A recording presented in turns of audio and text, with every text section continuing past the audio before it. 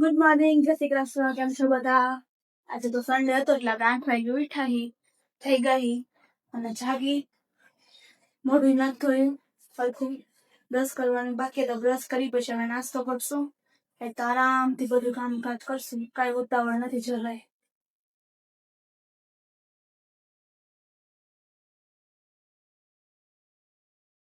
હવે કામ ઉપાડવાનું આમ જોવો તો આમાં જોઈ શકો છો.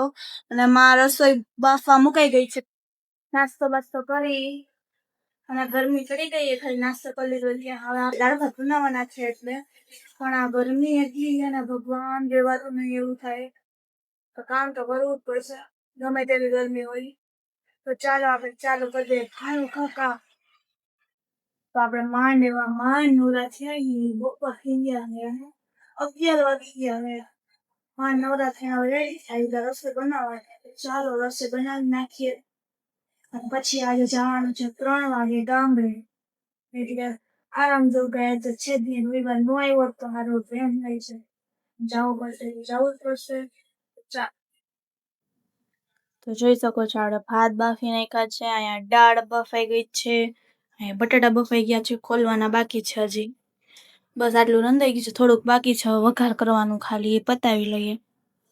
ઓલા થઈ ગયા છે તો પહેલા મેં કીધું થોડીક ઠંડક કરી લે. તો આપણે ખાશું અત્યારમાં ઓરિયોનો કિંગકોર્ન. 3 દિવસ ખાવાની ઈચ્છા હતી તો જે ખાઈ લીધો છે આપણે ફાઇનલી. ખાઈએ ચલો કેવોક લાગે છે જોઈ. તો બહુ બધી નીંદર કરી લીધી, 4 કલાકની નીંદર કરી લીધી છે અને હવે રેડી થઈ ગયા આપણે ગામડે જવા માટે. તો બસ હવે નીકળીએ છીએ ગામડે જવા માટે. તો ચાલો. તો ફાઇનલી ગાઈસ આપણે નીકળી ગયા છીએ ગામડે જવા માટે ને એને મસ્ત શાંતિથી ગામડે જાય છે, કારણ કે કેટલા ટાઈમ પછી હું આજે ગામડે જવાનું નક્કી કર્યું છે. એ પણ પરસોત્તમ મહિનો છે એટલે ત્યાં તો આપણે રસ્તામાં જોવા મળી ગઈ ટ્રેન. જો અમારા ગામમાં ટ્રેન પણ નીકળે છે.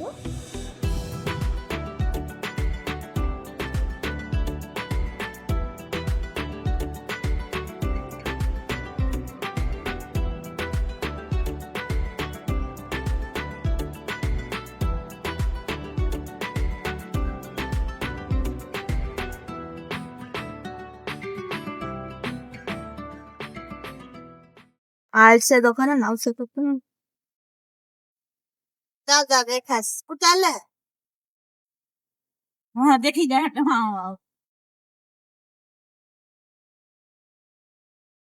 હાલો ઘરે. તો ફાઇનલી આપણે પહોંચી ગયા છીએ ગામડે અને આપણે રસ્તામાંથી મસ્ત ઠંડો રસ લેવો તો મારા મમ્મી કે હાલો રસ ભરીને બધાને પીવડાવી દો. તો મારા મમ્મી રસ પીવડાવે છે બધાને.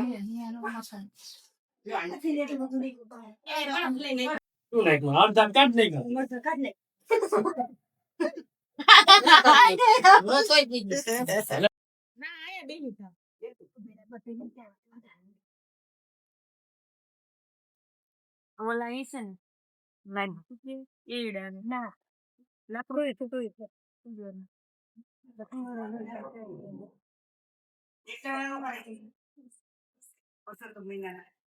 તો ગાઈસ પહોંચી અને આપણે ફર્સ્ટ શેરીનો રસ ઠંડો પી લીધો અને હવે હું તમને અમારું ઘર બતાવું કેવું છે અમારું ઘર. તો આ છે પેલો રૂમ છે, બહુ જૂનું વસ્તુ છે. અહીંયા પપ્પાનો ફોટો છે, સુરતનો ઠેઠનો ફોટો છે. ચાલો હવે આગળ બતાવું તમને હું. હા એ પેલો ગેટ છે, આ ઠેઠ લગી અહીંથી મારા બીજા કાકાનું ઘર ચાલુ થાય છે. આ બીજો રૂમ છે, જોઈ શકો તમે. અને અહીંથી પછી બીજો રૂમ મારા કાકી છે. આ માં ગ્રેવી બને છે, શાક બનાવવાની તૈયારી થઈ ગઈ છે. અહીંયા બે રૂમ છે જેમાં બધા બેઠા છે. અહીંયા બધા ખાલી છે. અમારા આંટીનો રૂમ છે. બસ આવડું છે, બસ આટલું છે, આવડું છે. અને એમાં આખું ફર્યું બહારનું છે. જુઓ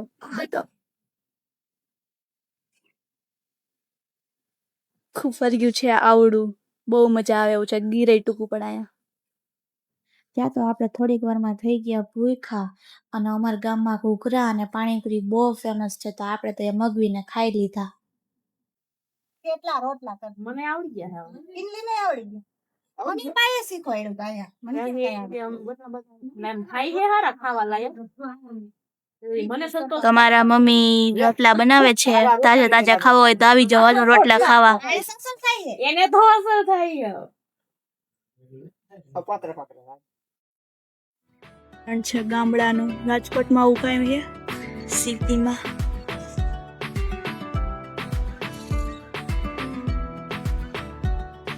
ઠંડો પવન આવે એકદમ.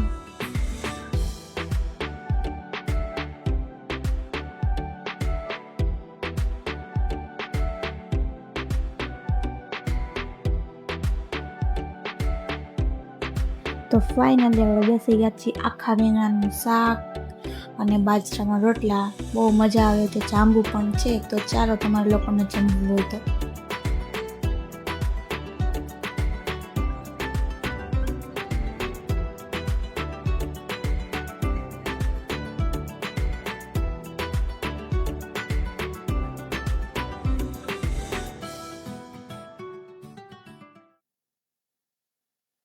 આપણે પહોંચી ગયા છીએ ફાઇનલી ઘરે. બહુ થાકી ગયા ફુવાની કરી તો આજનો વ્લોગ પૂરો કરીએ છીએ. આજનો વ્લોગ તમને પસંદ આવે તો લાઈક શેર અને કમેન્ટ જરૂરથી કરજો. મળીએ નવા વ્લોગ સાથે. Good night. જય શ્રી કૃષ્ણ. Bye bye.